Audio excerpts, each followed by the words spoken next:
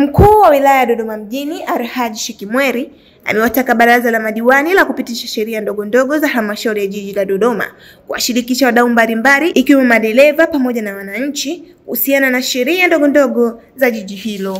Amesema hayo katika kikao cha baraza la madiwani la kupitisha sheria ndogo za halmashauri ya jiji la Dodoma. Ni notice, unapotunga sheria ndogo lazima utoe notice kwenye gazeti la siku 30 kwamba kuna nia ya kutunga sheria ndogo katika eneo hili na eneo hili na eneo hili na eneo hili. Kwa hivyo mwenye maoni ayawasilishe, ayawasilishe. Na yale ya sector specific lazima muweke vikao vya wadau kuongea nao. Unaongea habari ya parking hapa daladala, sio bajaji na nini hivi. Au situngu kwa ajili ya halmashauri, situngu kwa ajili ya hao wadau.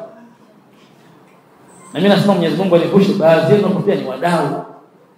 Ni wamiliki wa bodaboda, ni wamiliki wa daladala na kadhalika.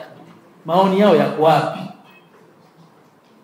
Utazitunga hizi, kesho hazitekelezeki. Na hazitekelezeki ukifanya mkutano malalamiko ya watu hatukushirikishwa, you're in trouble.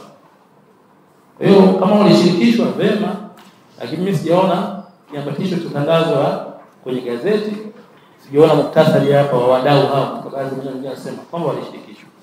Kwa hiyo kama hawajashirikishwa, ushauri wangu kabla ya kwenda mbele ni vema mkae nao mpate maoni ya wadau wanasema nini. Kwa upande wake, mkuu wa kitengo cha huduma za kisheria jiji la Dodoma, Cosmas Nsemwa, ameeleza umuhimu wa kutunga sheria hizo kwa wananchi wa Dodoma. Hapa kuna sheria ambazo ni mpya kama halmashauri hatukuwa nazo. Tutakumbuka kwamba jiji la Dodoma kabla halijatangazwa kuwa jiji ilikuwa ni manispaa.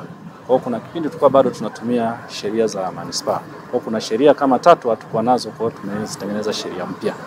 Lakini kuna sheria ya uendeshaji wa masoko na magulio. Sheria hii tulikuwa nayo. Lakini sasa tunaifuta hiyo sheria ili tulete sheria mpya ambayo itakava uwanda mkubwa zaidi na pia kuingiza vyanzo vipya vya mapato ambavyo vimefanyiwa utafiti na idara tumizi. Kwa taasisi ni kuhakikisha kwamba kunakuwa na utawala bora. Mambo yote halmashauri inayofanya kwa mujibu wa sheria. Lakini pia kodi zote zinazotozwa na halmashauri ziweze kutozwa kwa mujibu wa sheria, sio vile ambavyo mtu anajisikia.